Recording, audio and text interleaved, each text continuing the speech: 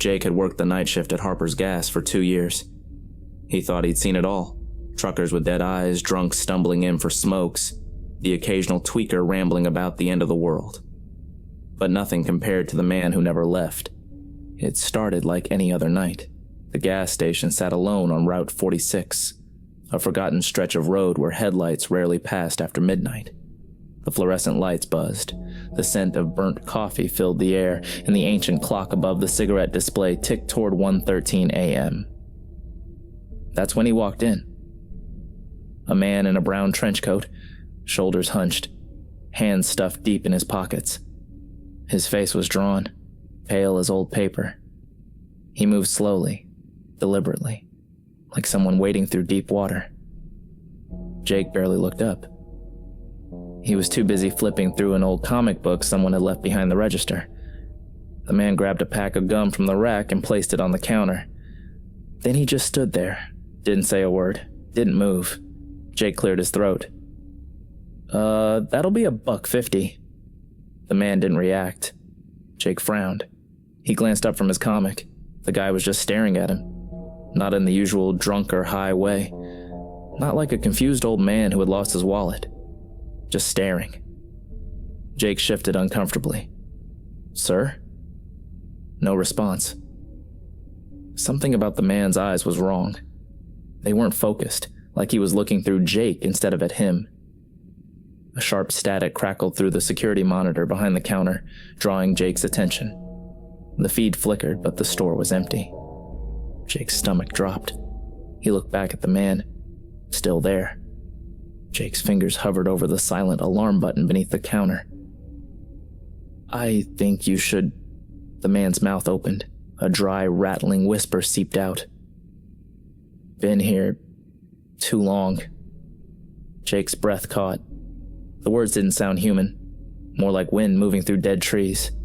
He blinked. And just like that, the man was gone. The pack of gum was still on the counter, unopened, covered in dust. Jake told himself he imagined it. Too much caffeine, too little sleep. But the next night, at exactly 1:13 a.m., the bell over the door chimed again. And there he was. Same brown trench coat, same empty stare. The gum from the previous night was still on the counter. Jake's skin crawled. He forced himself to act normal. "Sir, can I help you?" The man's mouth twitched like he was about to speak. Then, a flicker. For a split second, Jake swore the man's face glitched like a bad TV signal. A different face appeared, rotting, sunken. A skull grinning through peeling flesh. Jake's vision blurred. The air in the store felt thick. Wrong. When he blinked, the man was just gone. The gum remained. Jake reached for it, but the moment his fingers touched the plastic, a shiver ran through his arm. The pack was ice cold. The next morning, Jake finally cracked. He asked the store owner, old man Harper, about the guy. Harper's face darkened. "You saw him?" Jake nodded. "Twice now. He just stands there." Harper exhaled through his nose. "They told me he'd come back one day." Jake's stomach twisted. "Who?" Harper leaned on the counter. "This place used to be Benson's Gas. Back in the 80s, a man showed up every night just like you said. Trench coat, dead eyes, always at the same time. Then one night, he never left. They found him in the freezer. Dead. But the weird thing, the coroner said he'd been dead for days, even though people saw him walking around after he supposedly died." Jake felt a chill run down his spine. "That's not possible." Harper shrugged. "After that, weird shit started happening. Customers saw him in the mirrors. Workers heard whispers when they were alone. One night, a clerk went to clean the freezer and just vanished." Jake swallowed hard. "And you still bought this place?" Harper laughed, but there was no humor in it. "Kid, I'm too old to care about ghosts. But you? Maybe it's time you quit." Jake thought about it, and then he made the biggest mistake of his life. He stayed. Jake came prepared. He brought a baseball bat, a flask of whiskey, and a plan. If the guy showed up again, he'd demand answers. or knock his damn head off. 1:13 a.m. The bell rang. The man stood at the counter. Same trench coat. Same lifeless stare. Jake gripped the bat. "Who the hell are you?" The man didn't move. Jake's pulse pounded. "Why do you keep coming back?" Silence. Then, a sound. Like 1,000 voices whispering at once. The security monitor flickered. The store lights dimmed. Jake turned to look at the screen, and his blood froze. It was playing old footage from the 80s. He saw the gas station, but everything was off. The colors were washed out, the shelves were stocked with products that didn't exist anymore. And at the counter was the man. Not a ghostly figure. Not a shadow. The same man, same trench coat, looking just as real as he did now. Then, the camera feed changed. The footage was now from last night. Jake saw himself, standing at the register looking at something. Then on the screen, his own face glitched. For a split second, his skin peeled away. His eyes sank into darkness. His mouth stretched into an endless grin. Jake staggered back, knocking over a display of chips. No, that's not real. The man suddenly moved. Fast. Too fast. In an instant, he was right in front of Jake. Jake gasped. He could feel the cold radiating off him, his breath fogged in the air. The man opened his mouth wide, too wide. Jake tried to scream. Darkness swallowed him. The next morning, Harper arrived to open the store. Everything looked normal. The shelves were stocked, the register was balanced, but Jake was gone. Harper checked the cameras. The footage played perfectly. There was Jake standing behind the counter. Then, static. When the feed returned, Jake was gone. But something else was there. A man in a brown trench coat, standing at the counter, staring. Harper sighed, rubbing his face. He walked to the register and picked up an unopened pack of gum.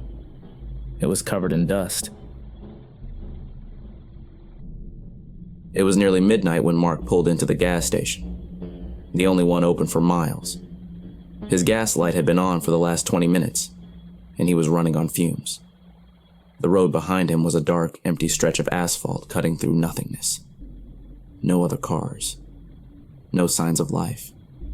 Just the lonely hum of his tires against the pavement. The gas station itself looked like it had been forgotten by time. The flickering neon sign above the pumps buzzed weakly, casting an eerie, sickly glow over the cracked pavement. The windows of the small convenience store were covered in grime, and the door looked like it hadn't been opened in weeks. Mark let out a breath and rubbed his tired eyes. He had a long drive ahead. Just gas up, grab a coffee, and get back on the road. As he pulled up to the pump and turned off the engine, a pale, scrawny kid shuffled out from the booth. His uniform was faded and oil-stained, his name tag too scratched to read. He looked young, maybe late teens, but something about him felt off. His skin was almost gray, his eyes sunken like he hadn't slept in weeks. "Fill her up?" the kid asked, voice raspy like he hadn't spoken in days. Mark nodded, stepping out of the car to stretch. "Yeah, thanks." The kid grabbed the nozzle and started pumping the gas. His hands trembled slightly. Mark leaned against the car, watching the empty road behind him. Then he saw something that made his stomach drop. Across from him at the other pump, the same kid was standing there. Same uniform, same pale face, same sunken eyes. Mark blinked. The second attendant turned slightly, and his heart skipped a beat. They were identical. He hadn't seen a second worker come out of the booth. Hadn't heard the door open. Mark swallowed hard, trying to shake the weird feeling crawling up his spine. He forced a laugh. "Hey man, you guys twins?" The attendant looked up at him confused. "Huh?" Mark turned to point at the second kid. He was gone. Mark's breath hitched. He scanned the parking lot, the dimly lit store, the dark road stretching into the night. No sign of him. A strange, heavy silence filled the air. And then, the attendant grabbed Mark's wrist.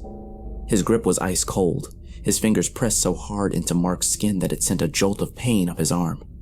The kid's eyes were wide now, pupils dilated. Not in anger, in fear. "You need to leave. Now." Mark yanked his arm free, heart hammering. "What the hell, man?" The attendant's chest rose and fell rapidly, his breath ragged. His mouth opened slightly like he wanted to say more, but he didn't. Mark took a step back toward his car. Every nerve in his body screamed at him to run. He climbed into the driver's seat, fumbling with his keys. His hands were shaking. As he turned the ignition, he risked one last glance toward the attendant. The kid was still there, and so was the other one, standing a few feet behind him, both of them, staring. Mark's stomach turned to ice. He didn't wait. He hit the gas, tires screeching against the pavement as he sped out of the station. His hands were locked on the wheel, knuckles white, his breath coming too fast. The gas station shrank behind him, swallowed by the dark stretch of road. He turned on the radio, desperate for some kind of noise to shake off the unease, but every station was just static. Something deep inside him screamed not to stop. Not until he was far away. But 20 minutes later, as the gas light flickered back on, Mark felt his stomach drop. Up ahead, glowing weakly in the night, the same gas station. Mark slammed the brakes. The car skidded slightly, dust rising in the dim headlights. His chest rose and fell in panic, shallow breaths. No, this wasn't possible. He had driven straight. He hadn't turned around. There were no other gas stations for miles before that one. But there it was. Same flickering sign. Same cracked pavement. Same neon glow buzzing like a dying insect. And standing by the pump, the same pale, scrawny kid, waiting. Mark's heartbeat thundered in his ears. He gripped the wheel so hard his fingers ached. A shadow moved near the pump. His eyes snapped up. Another attendant, identical to the first, stepped out of the booth. Then another, and another. 4, 5, 6. They moved in perfect sync, stepping forward together. Their pale faces were void of emotion. Their wide, unblinking eyes locked onto him. Mark jammed the car into reverse and slammed the gas. The tires screeched against the pavement. The car fishtailed wildly before launching backward down the road. He didn't care where he ended up. He just had to get the hell away. The gas station shrank in the distance. His breath hitched, chest tight. He took a shaky inhale, trying to convince himself it was over. Then, a shadow in the rearview mirror. Mark's stomach dropped. The attendant was in the back seat. The reflection in the mirror showed his face too close, too pale. His mouth stretched into a slow, unnatural grin. Mark's scream caught in his throat as cold fingers wrapped around his neck. Darkness swallowed him whole. The next morning, the gas station sat silent beneath the gray dawn. The neon sign buzzed dully. The pump stood waiting. Inside the small booth, a pale, scrawny new attendant sat behind the counter. His uniform looked freshly washed, and his wide, unblinking eyes stared at nothing. Danny had been driving for hours, her playlist looping the same songs, her eyes stinging from exhaustion. The road ahead was a dark ribbon stretching into nowhere, and she still had at least 3 hours before she reached her mom's house. She needed coffee. And more than that, she needed a bathroom. When she spotted the dingy gas station on the side of the road, she almost missed it. The neon sign flickered weakly. Half the letters burned out. It just read G, S, and Tion. The parking lot was empty except for an old pickup truck with rust eating through its doors. A single bulb cast a sickly yellow glow over the gas pumps. Danny pulled in, her tires crunching over gravel. As soon as she opened the door, the stench of bleach hit her, sharp and overpowering like someone had just scrubbed every inch of the place too hard. She stepped inside the small convenience store. The cashier, a thin man with sallow skin and dark circles under his eyes, barely glanced up from his magazine. The place was silent except for the buzzing of a dying fly caught in one of the overhead lights. "Bathroom?" she asked.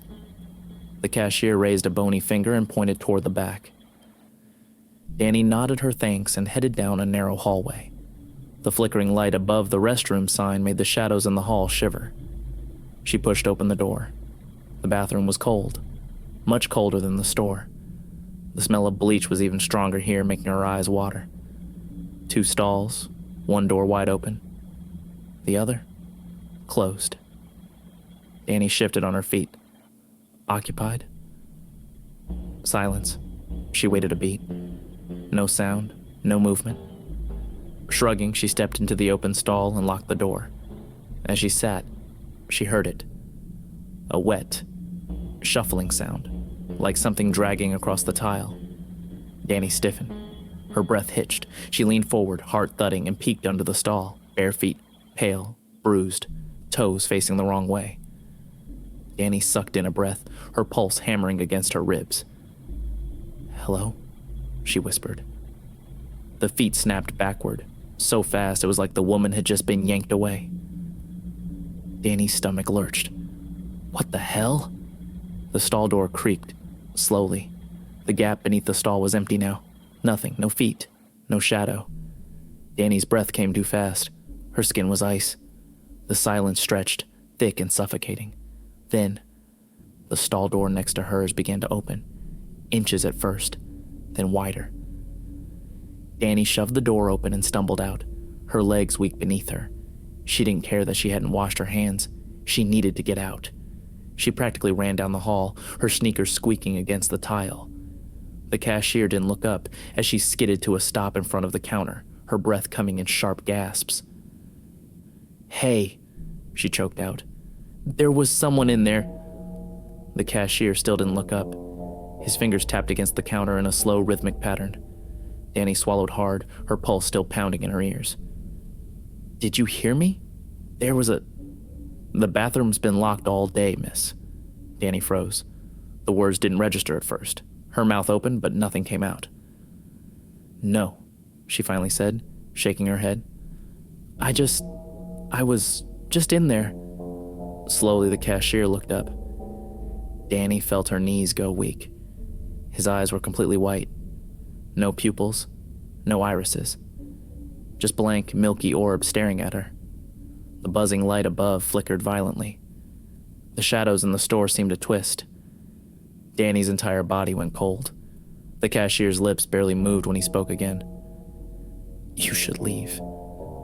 His voice was different this time, deeper, like someone else was speaking through him. Danny stumbled backward. She turned, nearly tripping over herself as she sprinted for the door. She pushed through and gasped in the cool night air.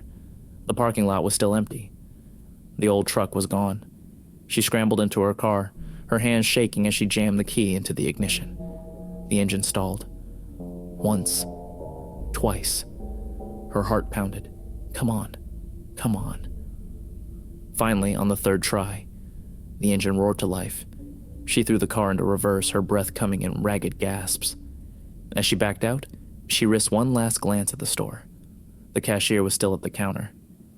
But he wasn't alone. A woman stood beside him.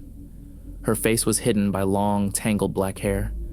Her feet were bare, pale, bruised, and facing the wrong way. Danny slammed on the gas. Her car fishtailed as she peeled out of the lot, tires kicking up dust and gravel. She didn't stop, didn't breathe, didn't look back. The gas station sat quiet under the flickering neon glow. Inside, the cashier stood motionless, his eyes blank, his lips moving in a silent chant. Behind him, the woman watched, waiting. Eric had been driving for hours, his hands clenched tight around the steering wheel. The road stretched endlessly before him, a black ribbon winding through nowhere. His GPS had died 2 hours ago, first glitching, then freezing, and finally shutting off completely. His phone screen was blank, no service, and now his gas gauge was dipping dangerously close to empty. This wasn't supposed to happen. He had mapped out his route perfectly. He should have been on the interstate by now. But somewhere along the way, he must have taken a wrong turn, and now he was completely alone. No cars, no houses, not even a single streetlight. just the dark road and the vast emptiness of the countryside. A dull ache throbbed at the base of his skull. He hadn't seen a gas station in hours. If he ran out of gas out here, he was screwed. He exhaled, flexing his fingers on the wheel. And then he saw it. A gas station. It appeared at the edge of his headlights. Just beyond the next curve. Small, old-fashioned, one of those mom-and-pop places you only find in dying towns. A neon open sign flickered weakly in the window. Relief crashed over him. The place looked old. The gas pumps were ancient, their metal casings rusted and peeling. A dim light glowed from inside the store, casting long, jagged shadows through the dirty windows. Eric slowed down, pulling in fast. The price on the sign caught his eye. $1.19 per gallon. He frowned. That couldn't be right. Gas hadn't been that cheap since the early 2000s, but he was desperate. He pulled up to pump 2, shifted the car into park, and stepped out. The air smelled stale, like dust and something rotting beneath it. A shiver ran down his spine. Still, he walked inside. The bell above the door didn't ring. Inside, the store was dimly lit.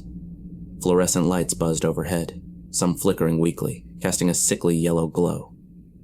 The shelves were stocked, but something about them felt off. The snack bags looked old. The labels on the soda bottles were faded. The expiration dates were all years out of date. And behind the counter sat an old man. His skin was pale, almost waxy. His hair stuck to his scalp in damp strands. His eyes were milky white. He didn't move, didn't blink, just stared. Eric hesitated. Pump number 2. Nothing. The man just kept staring. A heavy silence stretched between them. Then, finally, the man's lips parted. Where did you come from? Eric blinked. What? The man's voice was dry, brittle, like dead leaves crumbling. You shouldn't be here. Eric exhaled sharply, trying to shake off the unease creeping up his spine. Yeah, well, I don't have much of a choice. I'm running on fumes. He pulled out his wallet and placed his card on the counter. The old man didn't look at it. Didn't move. Didn't even seem to breathe. The air inside the store felt wrong. Too still. Too quiet. Eric suddenly wanted to leave. He turned toward the door, eager to get out, pump his gas, and go. But the door was gone. His stomach dropped. His breath hitched. He spun around, his hand skimming the wall. Solid. No handle, no glass, no exit. His pulse slammed into his throat. His breath came faster, ragged. He turned back to the old man. He was closer. Too close. Eric stumbled back, a strangled gasp escaping his throat. How had he moved so fast? The old man's breath reeked of something rotten. His milky eyes bored into Eric. His lips barely moved as he spoke. Pump number 2. Eric's head spun. What?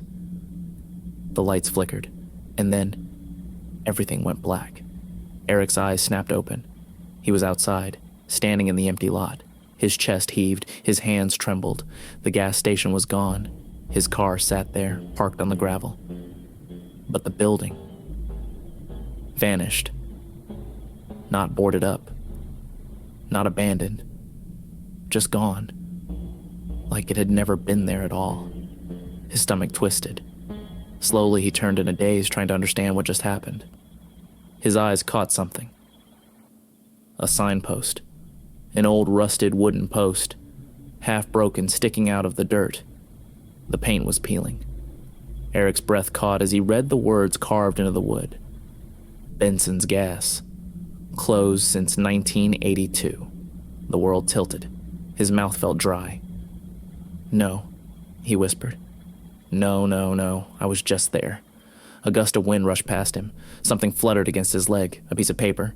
It landed at his feet, slightly crumpled. Eric hesitated, then slowly bent down and picked it up. The ink was smeared, faded, but the words were clear. You shouldn't be here.